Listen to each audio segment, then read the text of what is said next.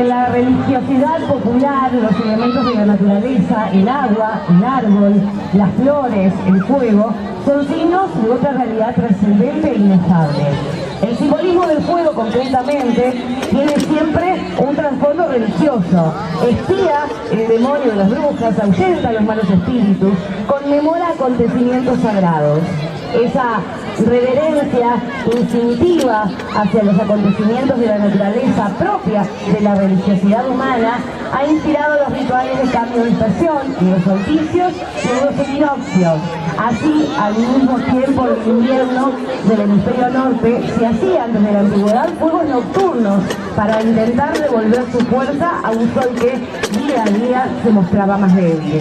Ahora bien, los cultos populares son propicios para el sincretismo. Por otra parte, el cristianismo, dentro de su conmemoración anual de acontecimientos religiosos y salvíficos, integra también elementos populares y ritos de naturaleza cósmica. Por ello, el ritual cristiano asume esta antigua tradición y en la noche más larga enciende la máxima luz de esperanza para los hombres.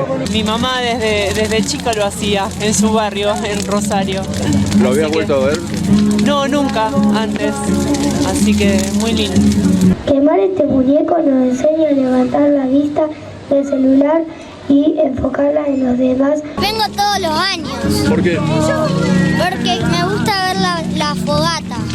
El mío se quemó en pedazos. ¿Qué trajiste? Traje una maraquita. Mi hermano trajo un muñeco de nieve. ¿Para quemarlo? Sí. Hermosa. Realmente sí. Emocionante. Los purretes trajeron la madera, tablones, sillas rotas, un catre y un cajón. La montaña se hará pronto una hoguera, las viejas tendrán brasas, no gastarán carbón. Es una fiesta religiosa, pero a la vez también pagana, que siempre se hizo en los diferentes barrios, hace muchos años en Roldán. Después el Instituto Paul Harris vuelve a retomar, y hacía pero muchísimos años que lo había dejado de hacer. Esta es la segunda fogata después de muchos años, y la verdad vemos cómo nos acompaña la gente. Los muñecos quemándose, en realidad la idea es representar la imagen de lo malo, y cuando se prende la fogata, digamos que con el fuego se va todo lo malo y hacemos la suelta de globos pidiendo los buenos deseos.